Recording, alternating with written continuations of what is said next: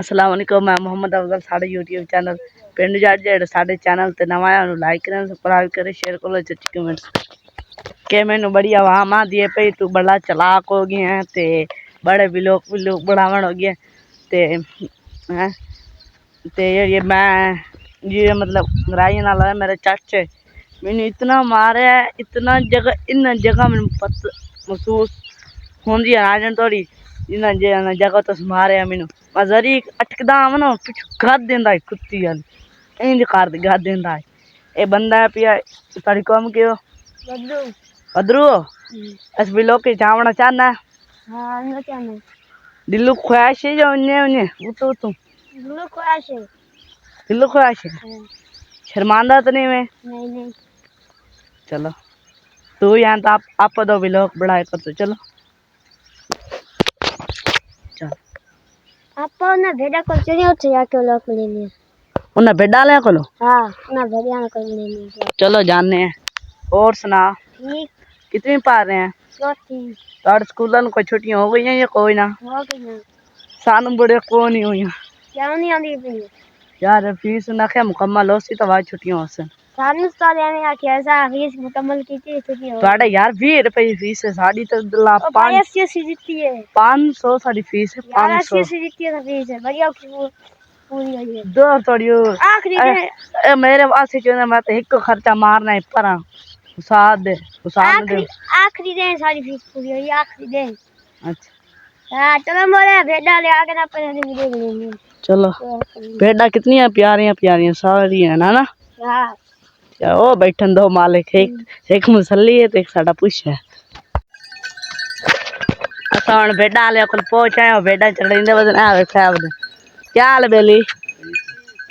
ए के करेंदे वदियो हार चढ़ेंदे वदियो ए कितने हो सन ताड़े हिसाब विच 20-25 भेड़ा ते बकरियां वखरियां ला कितने वर्षन 7 भेड़ा ते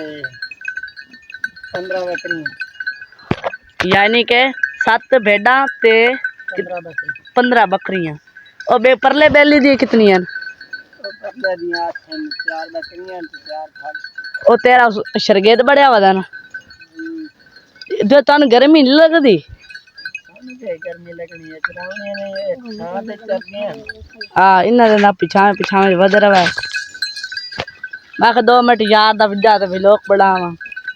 बना लियो लेल करेंगे मैं के बेली वद क्या हाल बेली जनाब साहब ठीक है फ्रेश वदई कोई तंग तुम तो नहीं बकरियां तंग पसीने किवें लत्ते वदे बकरियां चरा अच्छा कौम की है ताड़ी कौम शेख ताड़ी कौम शेख है ते भाई ताड़ी कौम की है पुछे है पुछे साड़ी कौम भी पुछे हाँ भाई दा काम करदा ए जांदा पी हुन बॉडी करन ए वेख ए जांदा पे ए टूल दी तैयारी है पे टूल बढ़ चलदी पई है ते आ वेखो हुणे ते नावांगे फिर दसांगे भेड़ा बेली वाले मेली हुणे सब जांदे पे ते हुण चाचे कोल एड़ा मेरे नाल दोस्त आया वदा ना इस मैनू क्या चला यार अज आप दो व्लॉग पढ़ाविए कोई तंग तुंग तो कोई नहीं नहीं तंग के होना तेरे होंगे तंग के होना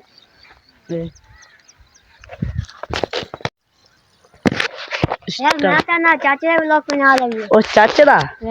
मैं तो नाल ताए वे चलो बढ़ा लेने दा व्लॉग की टोल चलनी है ओ यार टोल की राज ना चलावन लगा सारे सड़ गए तारा सड़ गईयां किथे बंदा टूल चलावन लगा था वेखो ए तारा सड़ गई